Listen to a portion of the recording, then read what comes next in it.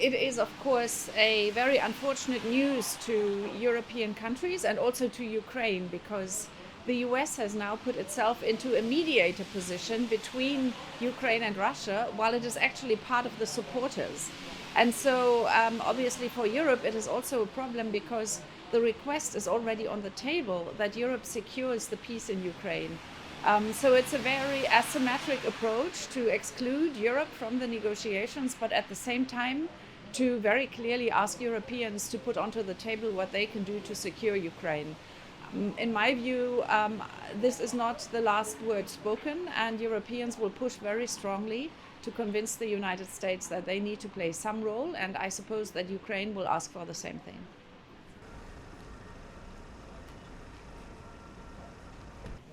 It is a demonstration of the new approach of the United States, which on the one hand is about pulling back from Europe and saying your security is your problem. And at the same time saying that the United States is an extremely important power, and Donald Trump has made it his personal agenda to lead these negotiations. And so he has his team around him, and the message they are sending is that the United States is now the key player in the middle between the two conflicting parties and wants to bring this peace to an end without really wanting to be involved in the stabilization of the situation.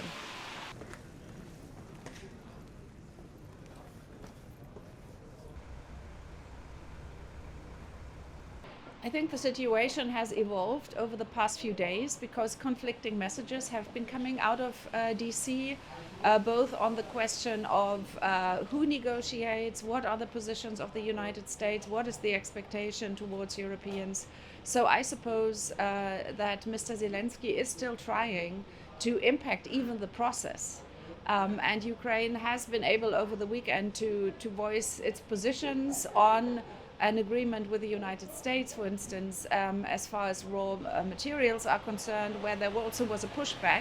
So in my view, we are in a situation where the US is tabling all kinds of positions, and Ukraine and Europeans have to organize and coordinate how they approach the United States in this moment, where there's a lot of fluidity in what is coming out of DC.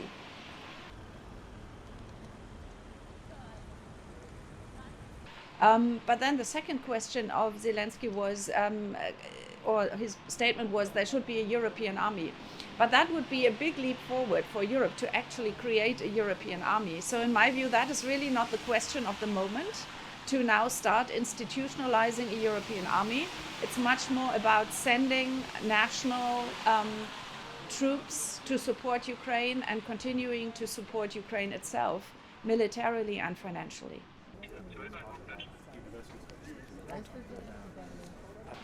Before Ukraine can become a member of the European Union or of NATO, there needs to be some stability in the situation in Ukraine. The problem here is that Russia, which is waging this war and which is the aggressor, hasn't shown at all that it is ready to stop the war and to enter a situation where peace for Ukraine can be secured. What we see, on the contrary, is that Russia is continuing to build its armed forces. It has turned to a war economy, and it has never let go of the goal of actually occupying Ukraine and ending its sovereignty and integrating it into a bigger Russia. So we have to take that seriously. Russia hasn't left its goals, and the reason for the war seems to still be there.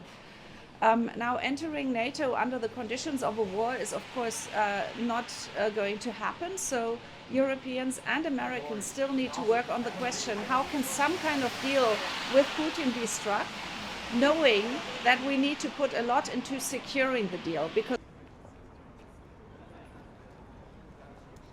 Ukrainian state television. Can I have one comment? 26. Thomas. Yes? Okay.